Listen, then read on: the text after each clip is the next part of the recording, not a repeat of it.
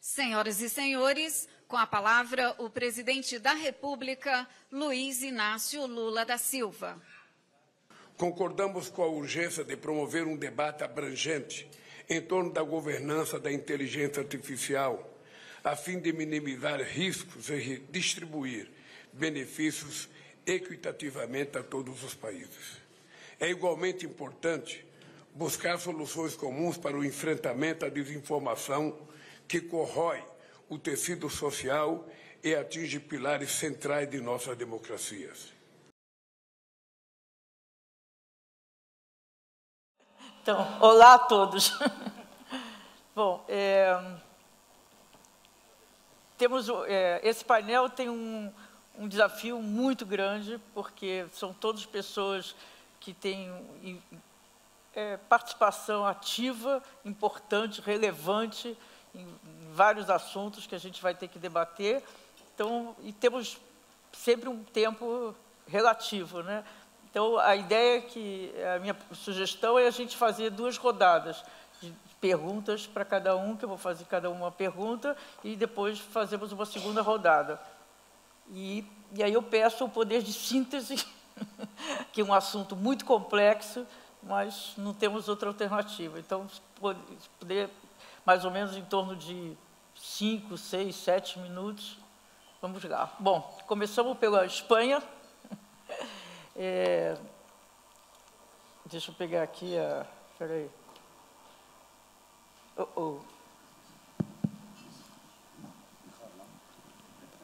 Então, deputado, eu não sei se todos aqui têm... Vou falar rapidamente sobre o processo de regulamentação da inteligência artificial na Europa. Não sei se todos aqui presentes têm a familiaridade, mas o processo começou em 2018, né, em 21 de abril de 2021, a Comissão Europeia colocou em consulta pública a primeira versão do AI Act, e que, com o advento dos modelos de IA generativa, em 2022 teve inúmeras discussões e revisão profunda do texto inicial, e com bastante, imagino, a dificuldade de lidar com o chamado trílogo, que são as 3 instituições e mais os países membros, e que, para complicar, no final do ano passado, ainda teve o documento com um posicionamento contrário à regulamentação da IA generativa, como estava sendo proposta, pela Itália, França e Alemanha. Então, eu queria que nos contasse um pouquinho, e a Espanha teve um papel, além de razões óbvias, mas também pela secretária de Estado da Digitalização e Inteligência Artificial, a Carme Artigas, né, que teve um papel importante também nesse processo. Então, se pudesse nos contar, porque a sua experiência é importante para nós, como é que foi conciliar tantos interesses díspares para sair, finalmente, no dia 13 de março, a votação no Parlamento Europeu de um documento que tem, se não me engano, 485 páginas, que aí depois, a segunda rodada, eu vou fazer outra pergunta sobre isso. Então, como que foi compartilhar a experiência de como foi lidar conciliar, porque é sempre um desafio político maior, né? Então, por favor. Bom dia. Se oye? Sim. Bom dia. Bom dia, muito obrigado pelo convite para participar deste painel de tão alto nível e nessas jornadas que eu acho que são pertinentes e também com pessoas de muito alto nível, com muita experiência, e eu acho que num momento importante da civilização. Eu acho que conversar em 5, 6 minutos sobre tudo isso que você me perguntou, eu acho que nem a inteligência artificial conseguiria fazer. Mas eu vou fazer o possível para tentar responder. De qualquer forma, se eu falar muito, vocês podem me interromper. De qualquer forma, depois nós podemos ter mais tempo para conversar um pouquinho sobre isso. Este é um processo que, na verdade, começou em 2019, que foi no início do mandato das instituições europeias, que termina agora, temos eleições no dia 9 de junho. Começamos trabalhando. Eu sou o coordenador dos sociais-democratas e uma primeira proposta sobre uma regulação ética sobre inteligência artificial, robótica e inteligências ou tecnologias afins. E, a partir desse momento, a comissão apresentou seu texto próprio e mostra como o parlamento enfrentava essa questão, como nós pensávamos que era a importância de ter uma regulação. Depois o parlamento criou um comitê especial e trabalhou sobre isso 1 ano e meio. E passaram várias pessoas, especialistas, de associações, de grupos, de empresas tecnológicas, e tentamos fazer uma abordagem geral e setorial, ou seja, inúmeros textos que foram aprovados pelo Parlamento Europeu durante este período, sobre a aplicação setorial da inteligência artificial. E começamos a trabalhar no Parlamento Europeu, e durou mais ou menos 2 anos, e que também foi um desafio do ponto de vista da pluralidade que existe dentro do próprio Parlamento Europeu. É um parlamento grande, com uma representação diversa do ponto de vista de ideologia, de territórios, e, obviamente, também existe uma linha que tem que, como os próprios governos, os países membros, se posicionam com relação às questões. Então, surgiu uma revolução em si, que foi exatamente o surgimento da inteligência artificial generativa, que não estava contemplado no texto inicial do regulamento, da regulação, então teve que passar por uma nova revisão do parlamento, por circunstâncias, claro, porque era muito desconhecido neste momento, e é interessante porque realmente alguns países que depois firmaram uma carta ou que se posicionaram publicamente com relação a isso, ou que em relação a restrições ou regras especiais com relação a esses sistemas, são os mesmos que chegaram depois a proibir, como o caso da Itália, da França. Desde o primeiro momento disse que tinha que estar no capítulo de sistemas de alto risco. O parlamento colocou um capítulo especial que também diferencia entre as tecnologias de propósito geral, que pode gerar um risco sistêmico pela potência, a força que tem, aquelas que não, e outros que impõem umas coisas opcionais sobre as obrigações desse tipo de sistema, principalmente no que diz respeito à transparência. Ou seja, o parlamento propõe, e foi aprovado desta forma, que existem obrigações referentes a essas ferramentas, como o ChatGPT, com relação à transparência dos dados que são utilizados para alimentar os próprios modelos, dados também que estão suscetíveis a alguma regulação especial, alguma legislação especial. Isso diz o próprio modelo, não tem nenhuma surpresa em relação a isso. E também no que diz respeito aos próprios documentos, áudios, imagens, que são criados com esta inteligência artificial generativa, os chamados effects.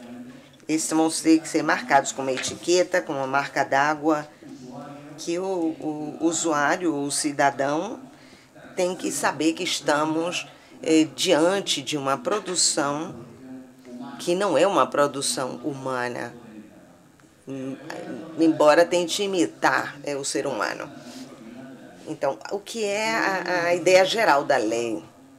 Ontem eu estava conversando com alguns dos reguladores brasileiros que já estão trabalhando nesta questão. O grande desafio é regular uma tecnologia que está evoluindo. Nós ainda não só conhecemos características essenciais, não sabemos qual vai ser o próximo passo, que foi o que aconteceu com a inteligência artificial generativa. É um bom exemplo disso. O regulador europeu preferiu olhar analisar do ponto de vista do uso da tecnologia. A tecnologia em si, da próxima etapa, de onde vai avançar, o que levamos em consideração é o uso que vai se dar para essa inteligência artificial. E, a partir daí, são pensados uma série de riscos possíveis E, por exemplo, pensa que o uso da tecnologia, da inteligência artificial em alguns setores é impensável pelos riscos, então seriam usos proibidos, questões, por exemplo, como a polícia preditiva, a pontuação social, a identificação biométrica em tempo real em espaços públicos. Esse tipo de questão está proibido, exceto em algumas coisas muito específicas, em lugares muito específicos relacionados com a segurança nacional ou alguns acontecimentos muito graves. Outro caminho seria a inteligência artificial, que o uso está dentro do alto risco, principalmente no que diz respeito a usos que já estavam regulados, como seguro, dentro dos bancos, ou outros que pensamos que são sensíveis, como, por exemplo, a saúde, a educação, e também algumas obrigações especiais no que diz respeito à transparência, alguns modelos que exigem que se informe que você está interagindo com a inteligência artificial. Em geral, 80% do uso da inteligência artificial parece que não existe um risco extra, mas incentiva-se a utilizar códigos de boas práticas. Isso é importante. Na governança existe um escritório de inteligência artificial que vai se responsabilizar por harmonizar a aplicação em todos os países membros, que são os que têm competência para executar a lei. A regulamentação em toda a Europa é a mesma, as normas são as mesmas, mas quem tem que executar é o Estado Nacional. Existem algumas das exceções, também vai ter um fórum onde as empresas tecnológicas vão estar representadas, as associações que representam os cidadãos para enfrentar as inovações neste sentido. E também, dentro do que se diz respeito à aplicação, isso é bastante amplo, regulamos a inteligência artificial que vai usar na União Europeia e que se desenvolva aqui, mas aquelas também cujo efeito se sente na União Europeia, mesmo que o modelo tenha sido utilizado no exterior. Existe uma característica de extraterritorialidade. E também algumas questões para promover a inovação, sandbox ou caixa de ferramentas, para testar em tempo real, em ambientes controlados, ou algumas medidas que foram implementadas pela comissão de forma alternativa. E, para concluir, uma coisa que eu acho que é fundamental: a lei de inteligência artificial não busca resolver todos os problemas. Isso é impossível. Mesmo que nós quiséssemos, seria impossível.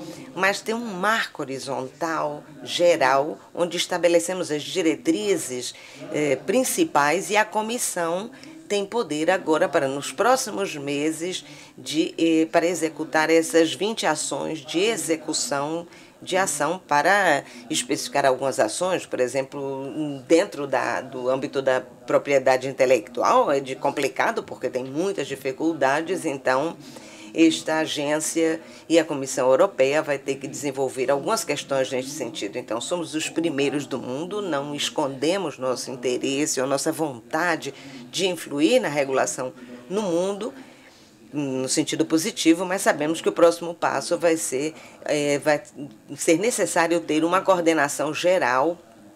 Temos que falar com os países democráticos, por isso decidimos falar com o Brasil, com reguladores brasileiros, porque isso é uma prioridade.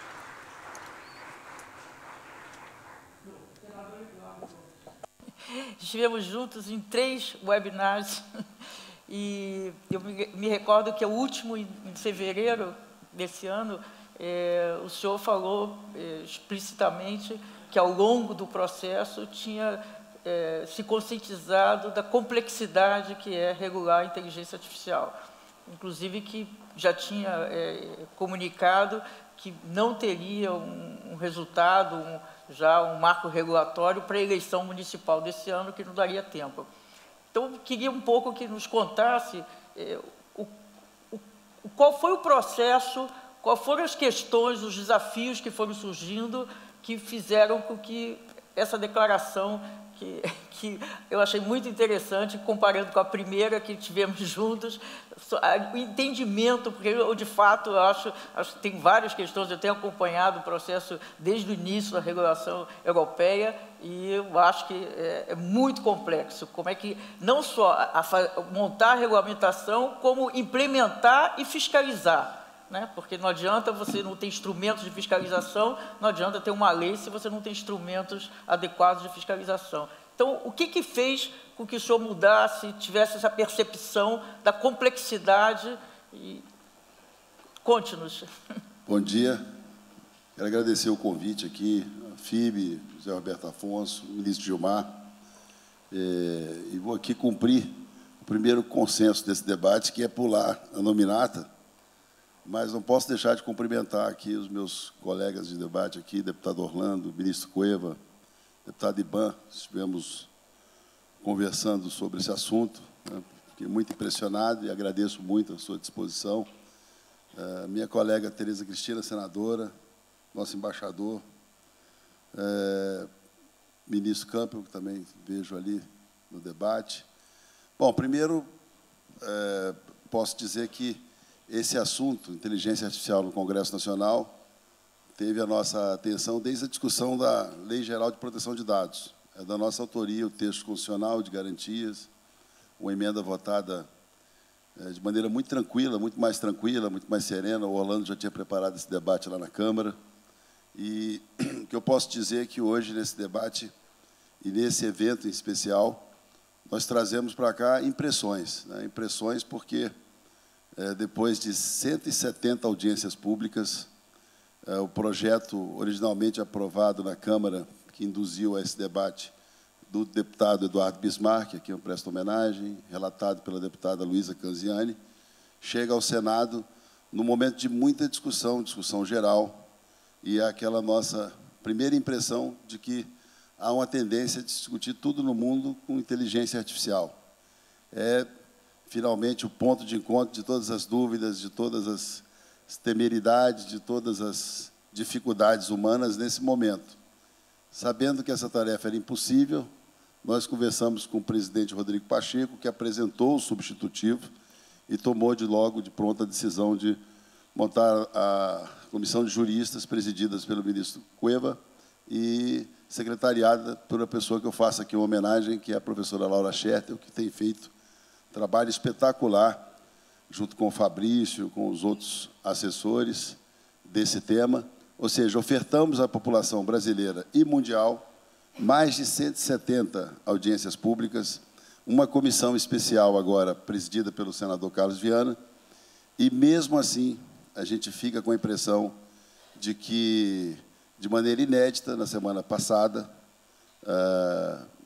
vimos a necessidade de apresentar um parecer consultivo, que é uma coisa inédita no Senado Federal, justamente para colher, pescar as impressões ainda divergentes e também expor, que é uma coisa mais engraçada, aquilo que todo mundo concordava sobre inteligência artificial, ou tinha medo de dizer, ou tinha falta de oportunidade de apresentar esses consensos mínimos.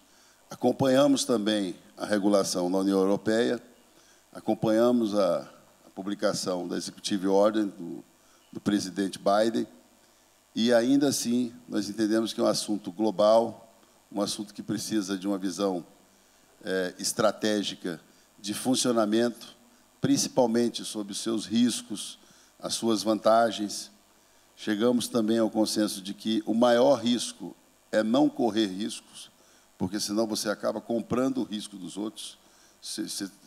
O mundo terá em suas mãos os seus dados, o seu país, a sua liberdade, a sua soberania, e isso também será matéria para inteligência artificial, e você acaba absorvendo isso tudo de maneira meio que cega.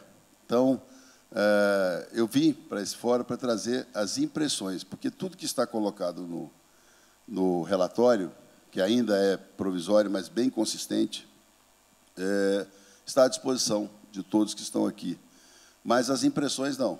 Então, as impressões, desde o início, foram ficando cada vez mais marcadas por dúvidas importantes. Primeiro, compreender de que a inteligência artificial não pode e não teremos uma lei principiológica, eficiente, clara, se não tiver visão global e se não tiver também a humildade de entender que boa parte dos problemas atribuídos ao uso da inteligência artificial existem na vida comum.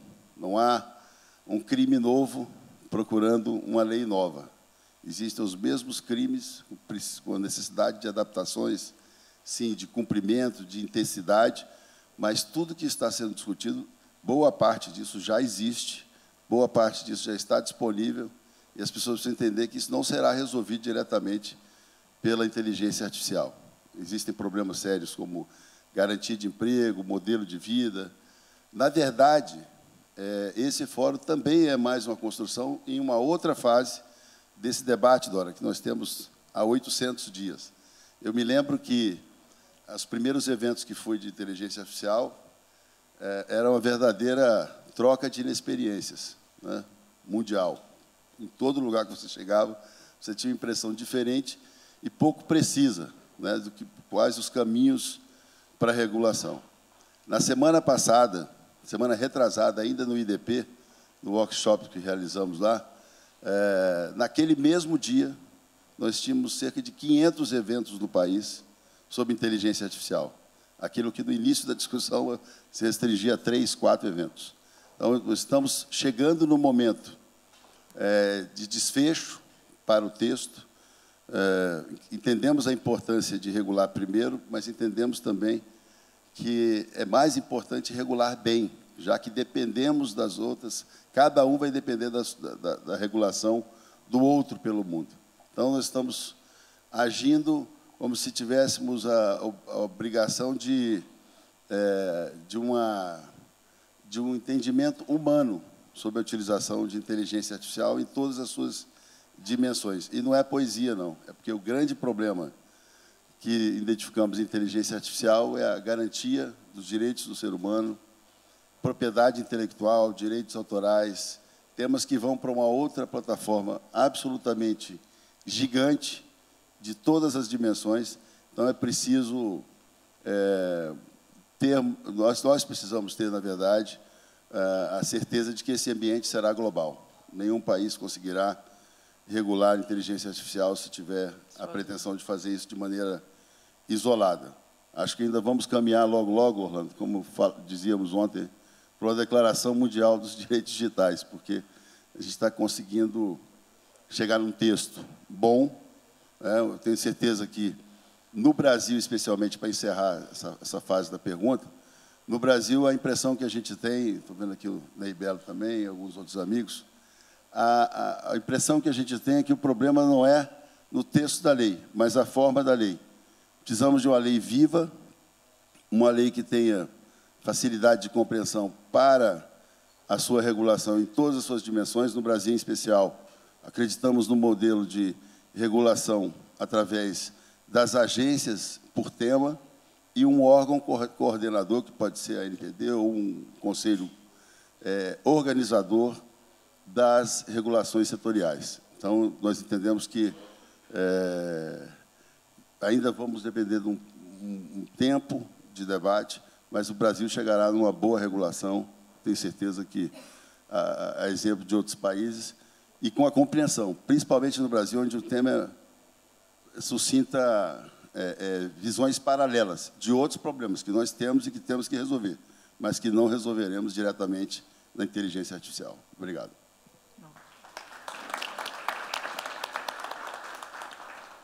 Bom, deputado Orlando Silva, o painel não é só sobre inteligência artificial, né, é sobre regulamentação desse ambiente digital. Então, é evidente que, por razões, todo o seu envolvimento no projeto de lei de fake, chamado no Brasil, conhecido como projeto de lei de fake news, é sobre esse assunto que, como acho que pelo menos os brasileiros sabem, está parado o processo no Congresso e tem conflitos com a natureza do negócio das grandes empresas de tecnologia, né, porque, de fato, tem conflito com o negócio mesmo, com qualquer regulamentação em relação ao livre trânsito de qualquer... Bom, existem várias pesquisas que mostram que até a natureza humana, quanto mais um post de ódio, mais ele circula, mais ele gera reações dos usuários das plataformas, e isso é favorável ao modelo de negócio porque está gerando dados, né? E, por outro lado, também tem outros conflitos no parlamento. Quais são as questões, se é que pode compartilhar conosco, quais são as questões que o senhor se debateu nesse processo em relação ao PL de fake news? Quais são os grandes desafios? Bom dia. Eu vou direto ao ponto, de verdade. A minha impressão é que, vivendo a revolução digital e sendo pós-analógica a geração que discute a regulação, aqui nessa sala devemos ter poucos nativos digitais. Mas são sobre a responsabilidade dessas pessoas o debate sobre regulação de plataformas digitais. Vivemos fases distintas. Vivemos a fase da curiosidade, quando todos nós nos aproximamos dessas ferramentas. Vivemos a fase do encanto, quando todos nós percebemos as potencialidades que os serviços digitais nos oferecem. E aqui nós já temos no Brasil um filho da fase do encanto, que é o Marco Civil da Internet, que é a nossa lei que regra a Internet. É a fase do encantamento, onde as maravilhas estavam expostas e a nossa disposição era absoluta de explorar todo o universo que as plataformas digitais nos ofereceram. Vivemos um momento do espanto. Se nós observarmos a constituição do algoritmo do professor Balaguer, já apontava inúmeras possibilidades, inúmeros riscos, diria assim, que essa experiência do universo digital passou a nos oferecer. Portanto, Dora, a minha impressão é que a fase atual é de reflexão e de medidas para superarmos essa fase do espanto, que talvez tudo que gerou em torno do Brexit tenha alertado o mundo, que processos eleitorais vividos no planeta inteiro tenha alertado o mundo, gerado o espanto e apontado a necessidade de construir caminhos.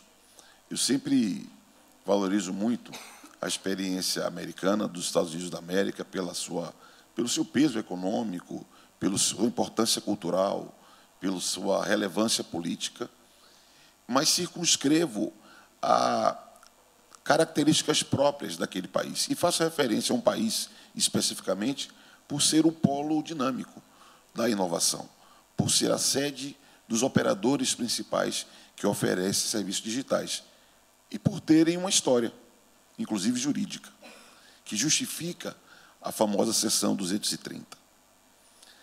E faço referência a um outro caminho, que não por acaso estamos aqui também, que eu chamo de caminho europeu, que também tem a sua história, também tem as suas características, mas que possui, nesse momento, uma convergência maior com a experiência brasileira e com o sentido que vejo para superar a fase do espanto, e não por acaso a referência ao intelectual e jurista espanhol desse território, que fiz há pouco, que é a lógica de proteção de direitos fundamentais, mais do que a sustentação de negócios importantes.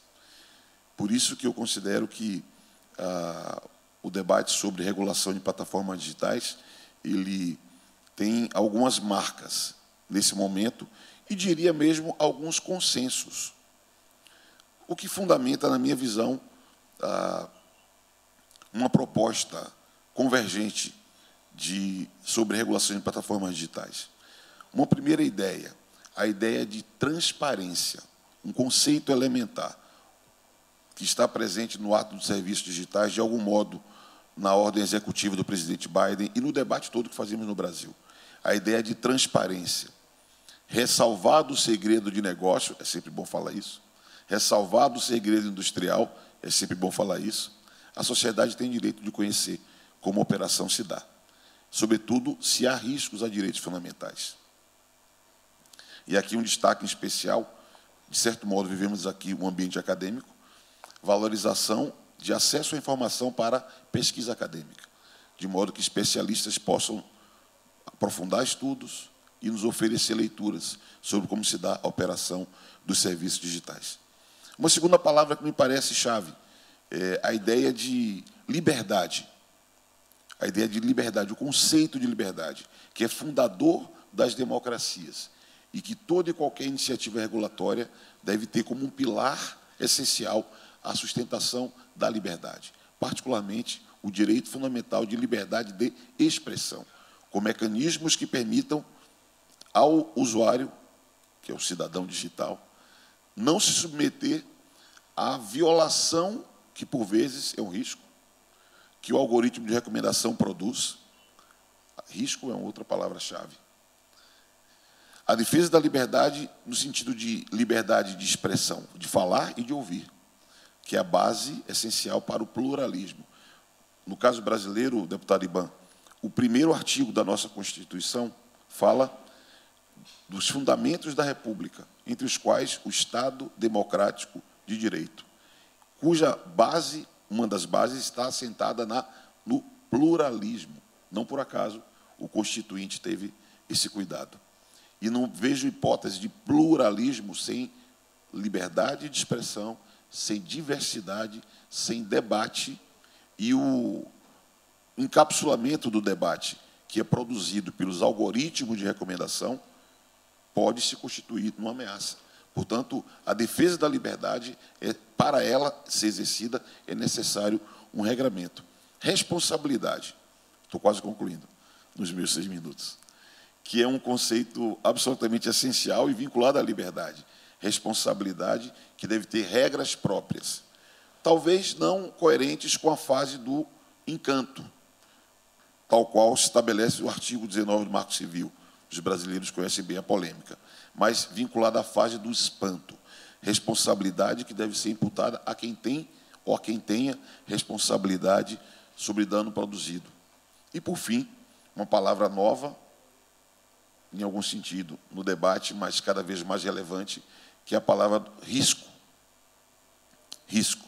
Ao lado de obrigações de transparência, da sustentação da liberdade, de um regime próprio de responsabilidades, consentâneo com os desafios do momento, a ideia de riscos, que está presente no texto do senador Eduardo Gomes, inspirado na legislação europeia sobre inteligência artificial, que é termos uma matriz de riscos, que nos fará refletir sobre medidas adequadas para enfrentarmos riscos, que, no caso da operação dos serviços digitais, são até mesmo riscos globais.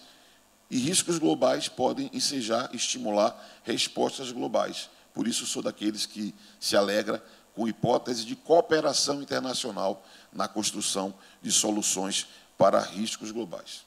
Muito obrigado.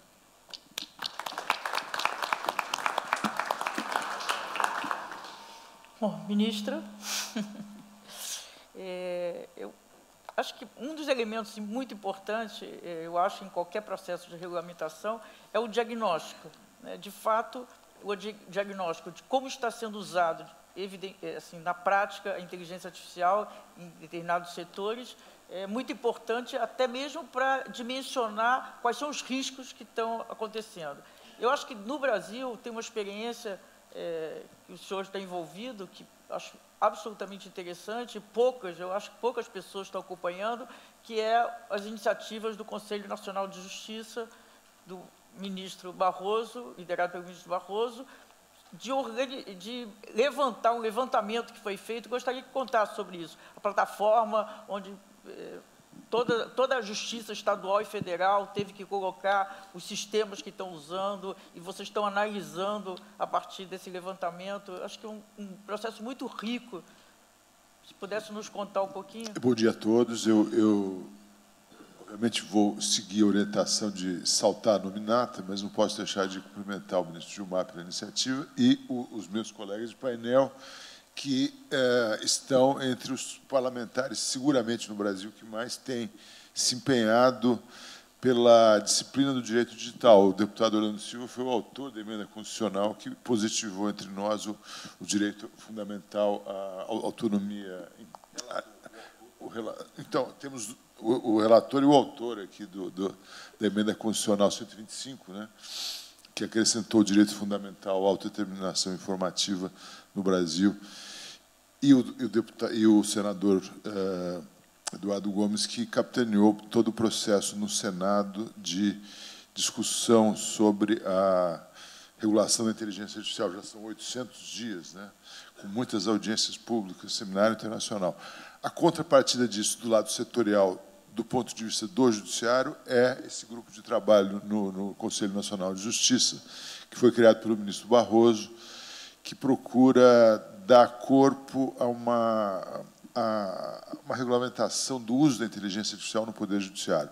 Já havia no Poder Judiciário um uso de inteligência artificial muito rudimentar, o sistema Vitor no Supremo, o sistema Atos no STJ, que se destinavam basicamente à classificação de recursos, de processos, uma tarefa que já era feita pelos seres humanos e ganhou em tempo, mas realmente não significou um avanço significativo. Um outro uso também era de aglutinação de processos similares para gestão de gabinetes, gestão de acervos processuais.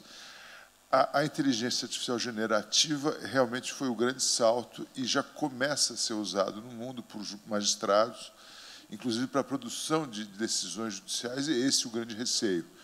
A norma que nós já tínhamos no Conselho Nacional de Justiça, a Resolução 332, ela basicamente incorporava princípios éticos do uso da inteligência artificial que já existiam na União Europeia, na OCDE, em vários contextos, e ela trouxe isso para o âmbito do Poder Judiciário. Mas com a necessidade com o uso da inteligência artificial generativa, que já acontece, surgiu, então, a necessidade de atualizar essa norma, e, para isso, criou-se esse grupo sob a presidência do conselheiro Bandeira de Mello e a relatoria da professora Laura Chettel Mendes. Há vários subgrupos de trabalho, e a ideia é, fundamentalmente, criar um sistema de governança, de certificação, e que torne efetivos aqueles princípios de explicabilidade e transparência que os algoritmos devem ter. A explicabilidade, no contexto da inteligência artificial generativa, é muito mais difícil do que nos algoritmos anteriores a ela, porque pressupõe um acompanhamento permanente da evolução da máquina, do algoritmo e dos contextos em que ela é usada, e, obviamente, também o uso que se possa fazer da inteligência artificial no Poder Judiciário é muito complexo. Em que medida há uma disposição de delegar mais essa função do magistrado? Será que queremos uma inteligência artificial que seja um oráculo que produza uma sentença ou um voto? Certamente não. Nós queremos que ele auxilie o magistrado, como que é o ministro Barroso, no início agora, a sumarizar, né, o processo. O ministro Barroso já teve uma iniciativa importante de criar um chamamento público para que se apresentem propostas efetivas de modelos de inteligência generativa que permitam fazer um sumário do processo para auxiliar na gestão dos acervos processuais. No Supremo, isso já vai se tornar realidade em breve.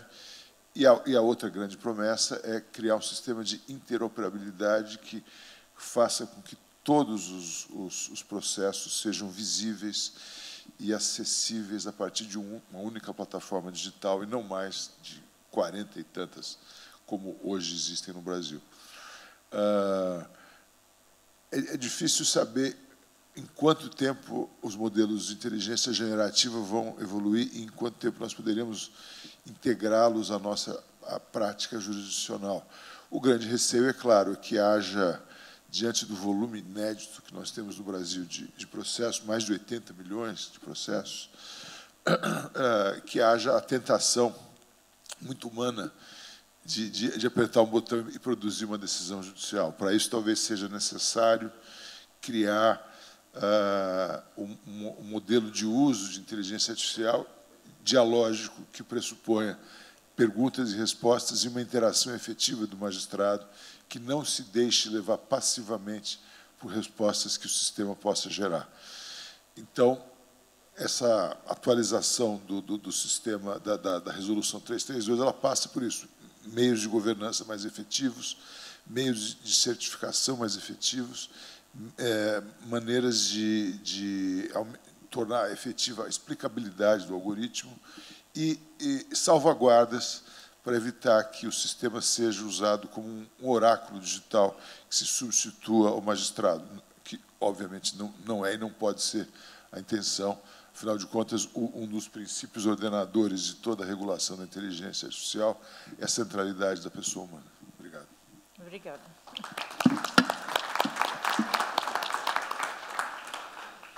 Voltando ao deputado Ivan, hoje eu acho que é um consenso que a inteligência artificial é estratégia para o desenvolvimento, né, da sociedade, do mundo, da humanidade. E nós temos um problema, entre vários outros, aproveitando que aqui o objetivo é um diálogo entre a Europa e o Brasil, eu acho, a minha percepção é que dificilmente o chamado Sul Global vai conseguir avançar nesse sentido, tanto desenvolvimento como adoção da inteligência artificial sozinho. Existem barreiras de infraestrutura, por exemplo, muito grandes, né? Então, como que, na sua opinião, como que o chamado Norte Global, como é que a gente coloca, primeiro, o Sul Global no diálogo que está acontecendo entre a Europa e os Estados Unidos, fundamentalmente no Ocidente, e como que o Norte Global pode auxiliar o Sul Global a aproveitar, maximizar os benefícios da inteligência artificial? É uma grande pergunta. Para começar, creio... Muito boa pergunta. Eu acho que a gente precisa cercear essa pergunta. Na verdade, na realidade, a União Europeia, o espaço europeu, tem dificuldades parecidas àquelas que o Sul Global pode ter.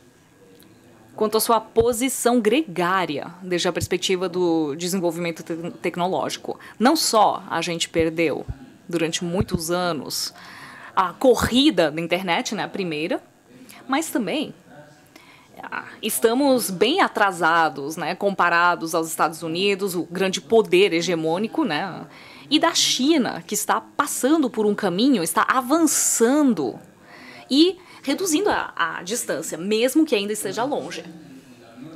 Na União Europeia,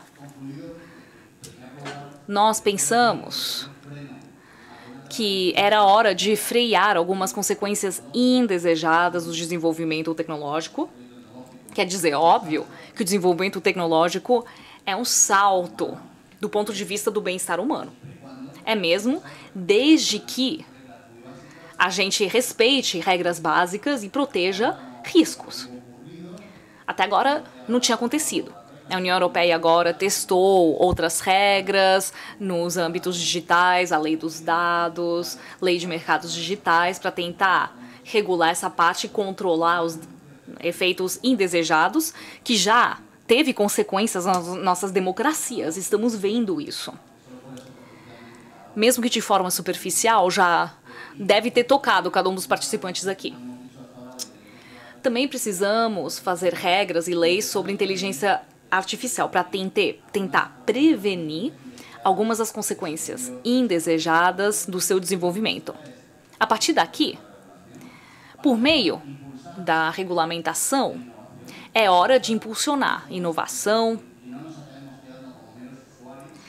para que a gente não seja usuários, só usuários, né? Por meio de empresas norte-americanas que acabaram, pois, acrescentando participantes chineses, nós precisamos das nossas iniciativas, dos nossos representantes e campeões nesse mundo.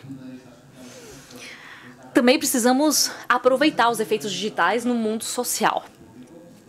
E também os agentes públicos. O setor público precisa ser um elemento ativo na regulamentação da inteligência artificial, particularmente para garantir que alguns aspectos que acabam não sendo tão lucrativos economicamente falando, e também a curto prazo, mas todas essas iniciativas são desenvolvidas e pesquisadas na esfera social. Em segundo lugar, precisamos impulsionar investimento em massa e formação das nossas sociedades em duas perspectivas. Isso é essencial do ponto de vista da civilização.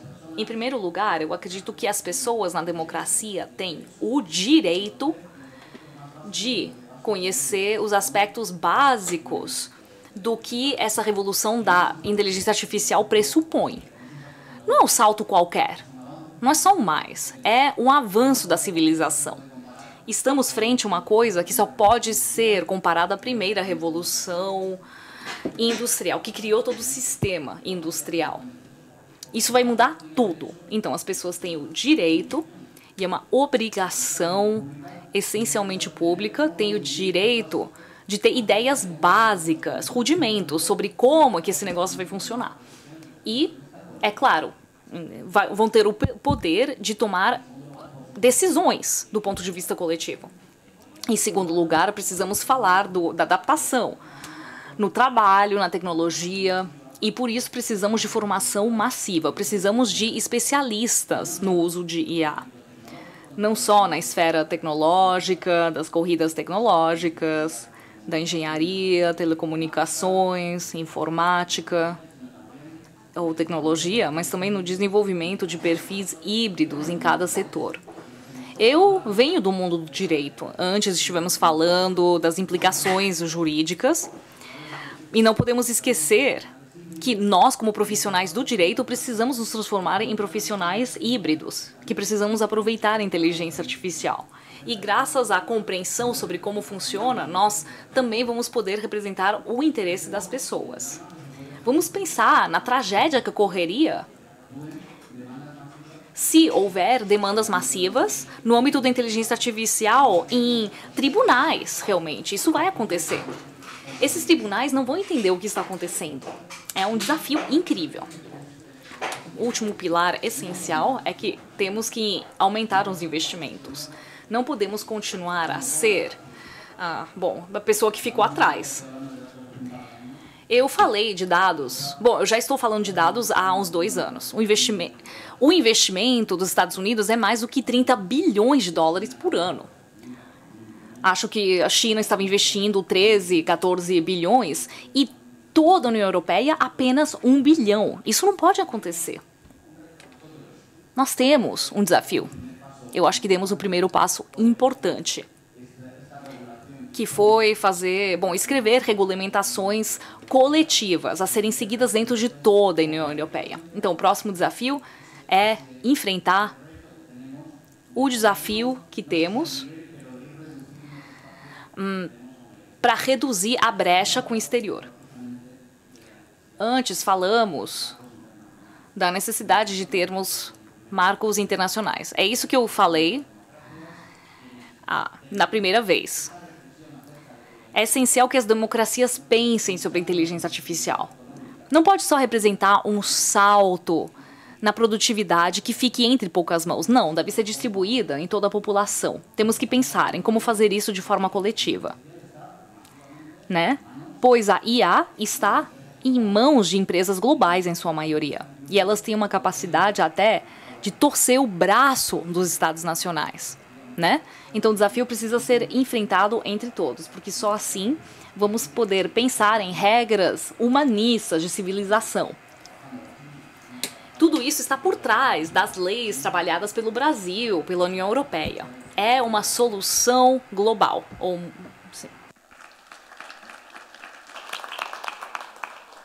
Eu recebi instruções para abandonar o celular e perguntar quem quer fazer uma pergunta. Aí vou direcionar um microfone, parece que o sistema aqui não está muito bom. Alguém quer fazer alguma pergunta? Fica à vontade. Seminário já Ninguém tem pergunta? Bom, se não tiver, eu tenho. Alexa. Eu acho que é importante comentar os avanços, né, que os debates tiveram nesse tempo. O senador comentou, mas realmente o modelo que se propôs lá no projeto de lei 2338, que surgiu dessa ampla consulta e participação, a que se referiu o senador Eduardo Gomes, teve um avanço significativo. Agora se tornou um modelo mais híbrido, né? O projeto inicial era muito inspirado no AI Act e agora há elementos também da regulação do Reino Unido e da Executive Order americana. Criou-se, né, no novo texto, um sistema regulatório que compreende a maior parte das autoridades setoriais que vão e já regulam a inteligência artificial. Criou-se também uma participação do CAD, né, da Autoridade de Defesa da Concorrência. Criou-se um ilícito concorrencial no texto da lei, que é muito importante nesse debate, né? O deputado Iban falava da concentração econômica enorme, que foi, de alguma maneira, fomentada pelas autoridades da concorrência no mundo e pelos reguladores que deixaram que a internet, as big techs se desenvolvessem sem nenhum controle do ponto de vista concorrencial. Enfim, há algumas inovações importantes que procuram, ao mesmo tempo, garantir direitos dos usuários e de todos afetados pela inteligência artificial. Há um sistema de governança bastante sofisticado, há uma preocupação em não congelar a classificação de riscos. Os riscos elevados foram transferidos, por exemplo, para as disposições transitórias do projeto, de modo que a autoridade central de regulação da inteligência artificial no Brasil, quando constituída, terá um papel importante nessa dinâmica de classificação, reclassificação e permanente avaliação dos riscos, de modo a impedir um engessamento e uma elevação desnecessária de custos de compliance para aqueles regulados. Eu acho uma das grandes... Eu fiz recentemente um artigo sobre a nova proposta regulatória no Brasil, e eu acho que uma das grandes mudanças positivas, no meu ponto de vista, é um protagonismo às agências setoriais, né? Eu acho que nós nos afastamos um pouco da Europa, e que eu acho que de uma forma positiva, porque a Europa tem um marco regulatório agora definido, mas para mim, eu tenho muita dúvida como vai ser implementado uma lei tão complexa que tentou colocar todas as possibilidades, e eu acho que eu não consigo imaginar como é que vai ser implementado e como é que vai ser fiscalizado. Eu acho que esse protagonismo, chamar as agências setoriais, já porque a característica da inteligência artificial é que cada domínio de aplicação tem as suas especificidades. Então, é muito difícil ter uma regra geral para todos os domínios. Eu acho que a gente se aproximou mais do caminho que está tomando os Estados Unidos, que me parece que tem mais possibilidade de concretude. Não, pode falar, senador, e depois tem uma pergunta, mas pode falar, por favor. Não. Bom, não sei se vai ser, mas... Bom, só para falar de novo sobre impressões, né, Orlando, do parlamento e desse assunto que é muito complexo. Eu já testei, inclusive, com vereadores, prefeitos, tudo, depois que, lá do meu Tocantins, virei relator dessa matéria, então testei com eles todos, um pouquinho de humor aqui, porque eu falei que eu ia falar sobre impressões, né? Se eu quiser sair de casa sem brigar com a minha mulher, é só falar que eu vou discutir inteligência artificial. Ninguém pergunta mais nada, né? Prefeitos, vereadores, o assunto é muito diverso, mas eu acho que a posição do relatório do grupo, na verdade, a gente está fazendo um relatório com um grupo de relatores, com um trabalho absolutamente afinado com a Câmara. Quando eu falo a Câmara, falo pelo meu diálogo com o próprio presidente Arthur Lira, com o Orlando Silva, com o deputado Lafayette, que está aqui com a gente, com a deputada Canziani, com o deputado Eduardo Bismarck.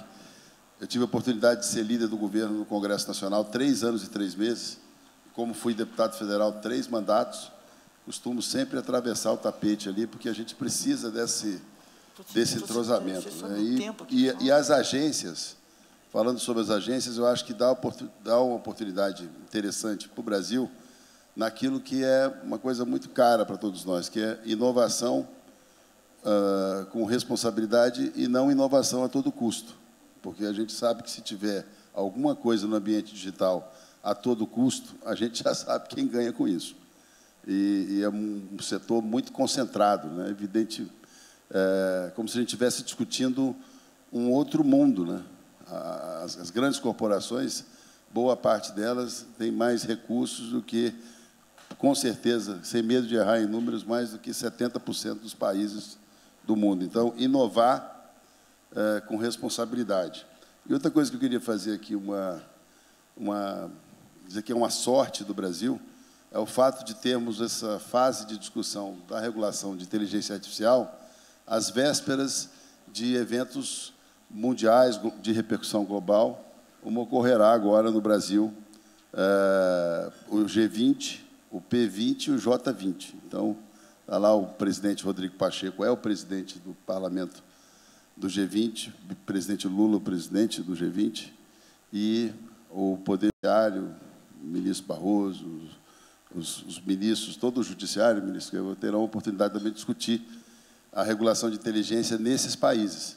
É importante que o Brasil apresente uma legislação coerente com aquilo que vai acontecer no mundo, porque eu acho que regular a inteligência artificial é uma decisão local com amparo global, com certeza. Então, tenho certeza que esse texto ainda vai receber muitas contribuições, e essas contribuições darão à Câmara e o Senado condições de fechar esse texto, acredito que até o final do ano. Tem uma pergunta lá no canto, por favor. Bom dia, é um prazer estar aqui com vocês. É impressionante ouvir todo mundo comentar em tão alto nível todas as questões que estão envolvendo a AI no mundo nesse momento. Parece mesmo que é uma questão geopolítica, né, que a AI se tornou o tema central das discussões entre países. E eu tenho trabalhado com isso já há 10 anos e visitado o mundo inteiro, de Bruxelas até o Oriente Médio, Brasil, Estados Unidos. Moro em Palo Alto há 15 anos. E a coisa que eu mais ouço é como que a gente consegue regular as consequências, os outputs de AI, né? De qualquer módulo, em qualquer vertical, saúde, finança, esse tipo de coisa.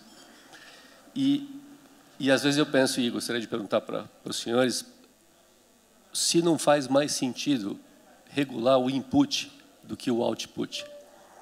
Porque em computação, tudo se baseia em input e output, né?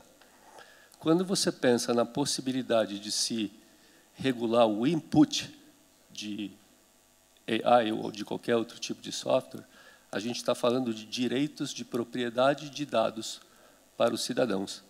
E isso é um tema super interessante, porque regulando só este ponto, a gente acaba regulando todos os outputs, né?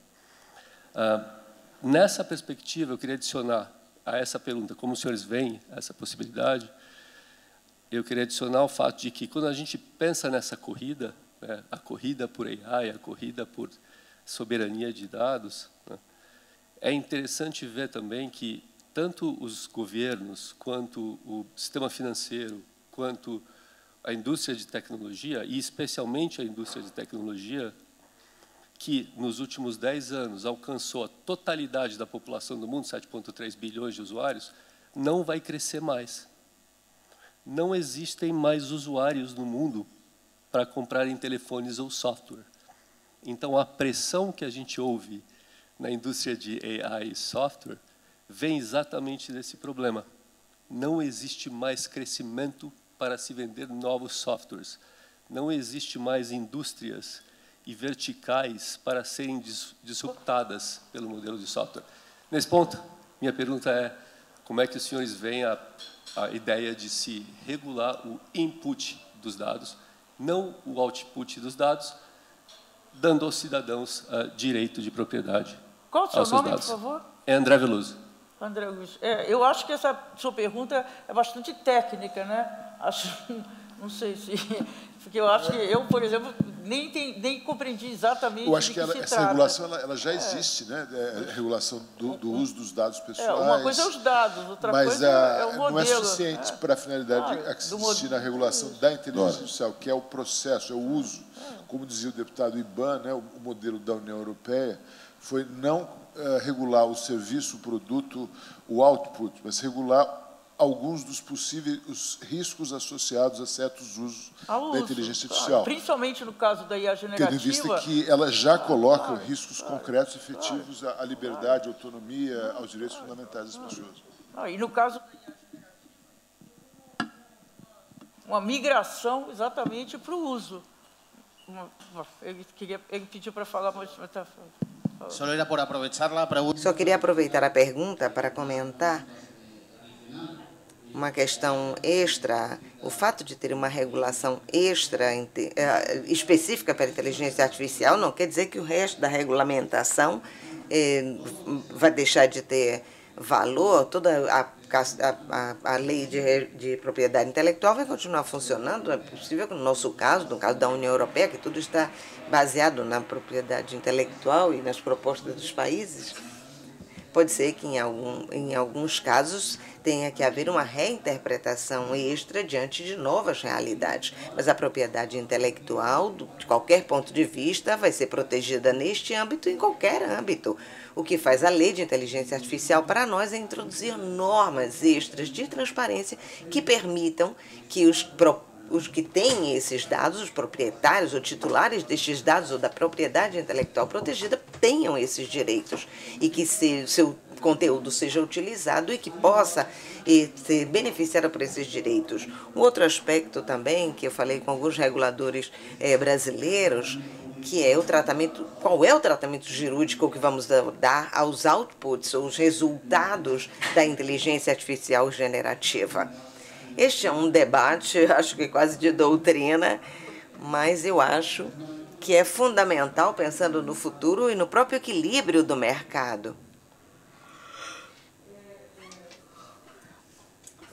Então, o deputado quer falar, depois vamos ter a primeira comentadora. Eu vou ser bem objetivo, porque a intervenção feita aqui eu não guardei o nome, da plateia, mais do que input, output, é a perspectiva ou perigo de só regular efeito. Foi a impressão que eu tive do questionamento feito. Faz sentido a preocupação com os riscos e o regramento para a proteção de direitos ameaçados por efeitos da operação de serviços digitais, com a premissa de que nós devemos ainda explorar e potencializar a operação desses serviços. Porque se é certo que talvez não tenhamos mais, é possível que não tenhamos mais a quem vender um aplicativo, um telefone, mas seguramente inúmeros aplicativos virão oferecendo maiores ainda possibilidades. Então, a lógica é não limitar a inovação. Eu falei de palavras-chave que, na minha percepção, deve marcar a regulação de plataformas digitais, desde a transparência, responsabilidade, riscos, mas uma outra palavra-chave é inovação. É o nosso desafio. Potencializar, promover, estimular a inovação, o que também está presente no debate que fazemos hoje no Brasil, inspirado no debate europeu, mas, sobretudo, inspirado no debate do Reino Unido, devo dizer, em que há mais marcadamente essa ideia da inovação. Eu creio que esse talvez seja o principal fator que determina um olhar mais protetivo de direitos a partir de efeitos ou riscos potenciais, sem perder de vista a prioridade que deve ter a inovação para que a nossa corrida, digamos assim, para utilizar as inúmeras potencialidades, ela possa seguir a bom termo. Dois debatedores. Ana Paula, por favor. Obrigada, Dora. Agradecer, antes de mais nada, a professora Laura pela honra do convite e parabenizar ao FIB pela oportunidade da realização desse fórum absolutamente fundamental. Que queria pegar um pouquinho a fala final do deputado Orlando com relação a gente olhar esses diferentes modelos regulatórios, e Iban mencionou isso também, e trouxe, acho que, um aspecto muito importante dessa discussão, que é o aspecto de fundo da geopolítica, né? Então, a gente tem discutido a regulação do ambiente digital de uma maneira geral, utilizando os marcos legais europeus, e a gente começou, né, deputado Orlando, com a LGPD há muito tempo atrás. Temos no Brasil a discussão de algo similar a um DMA, o DSA, e estamos agora na discussão avançada com o senador em torno da regulação da inteligência artificial, mas, de uma maneira geral, olhando a esses marcos regulatórios de uma maneira um pouco mais estanque. E eu acho que é importante, e esse fórum nos traz essa oportunidade de entender e olhar para o processo regulatório europeu dentro de um contexto maior da questão geopolítica que o parlamentar nos trouxe, e de uma perspectiva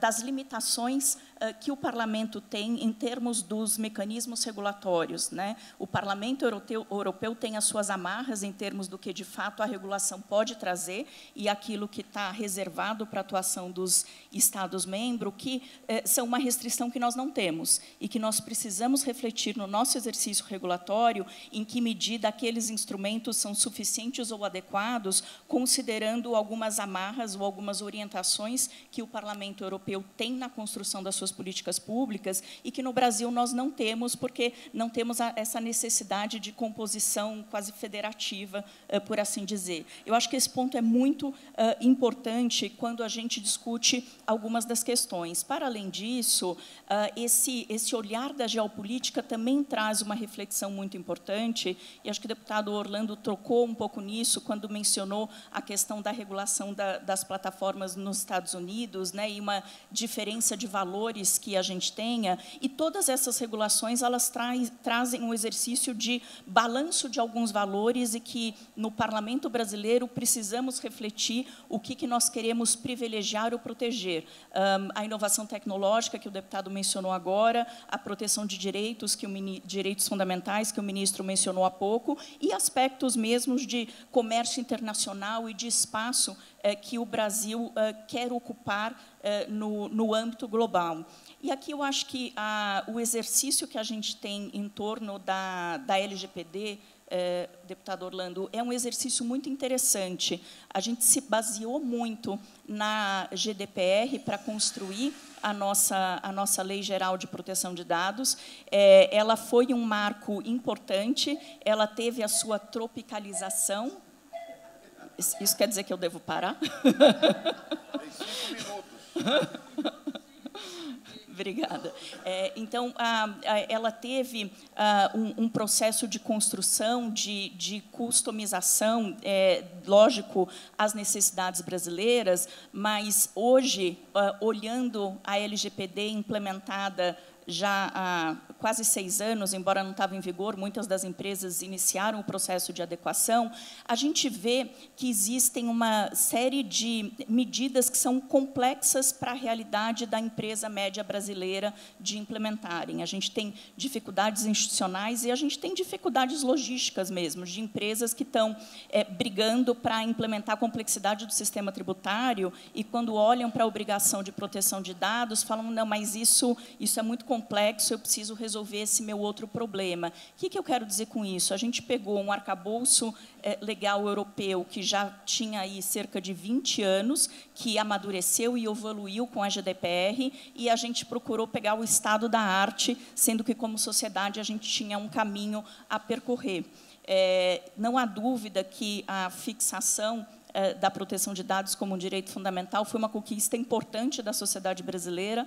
A LGPD foi uma conquista importante, mas talvez um grau de complexidade que ainda não estávamos prontos como sociedade para enfrentar. E eu trago isso como um ponto de reflexão, para que possamos aproveitar este momento aqui do Fórum de Integração para entender com os colegas europeus exatamente qual é a complexidade que a implementação da regulação de IA tem, e eu entendo que sabemos algumas, certamente muitas ainda aparecerão no processo efetivo de aplicação da norma, e essa reflexão que acredito ser muito importante de se entender quais são os limites que o parlamento tem e que pautaram a construção do ato e que no Brasil nós não temos.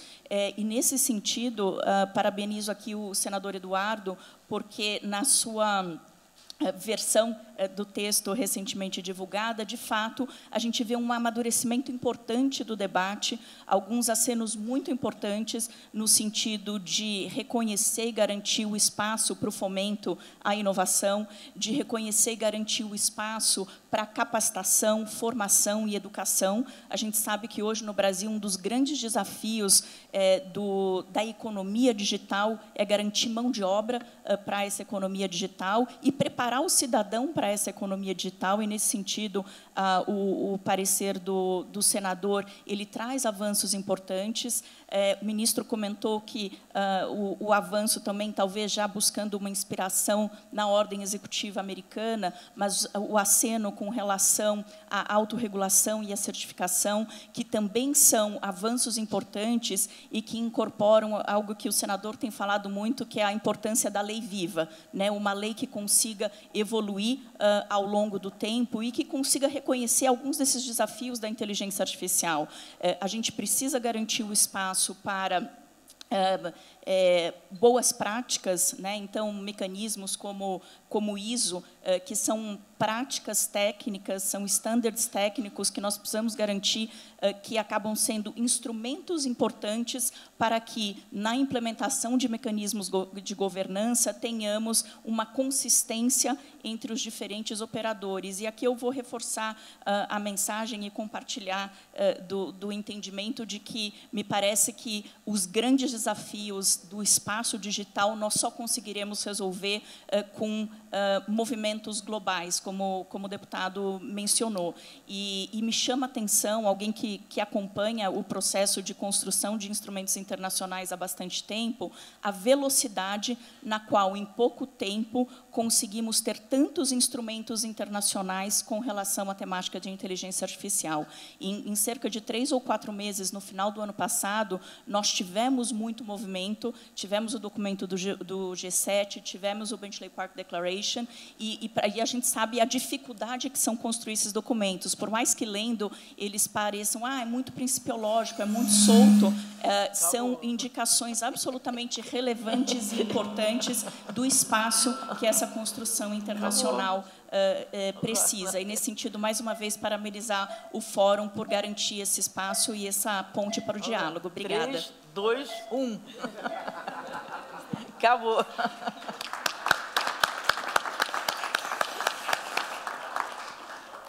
Acho que agora o Ingo, né? Não, acabou. Estava operando a inteligência artificial. Muito obrigada a todos os participantes deste painel. Antes do próximo painel, gostaria de dar alguns avisos. Primeiramente, com minhas câmeras, percebi que chegaram ao local o nosso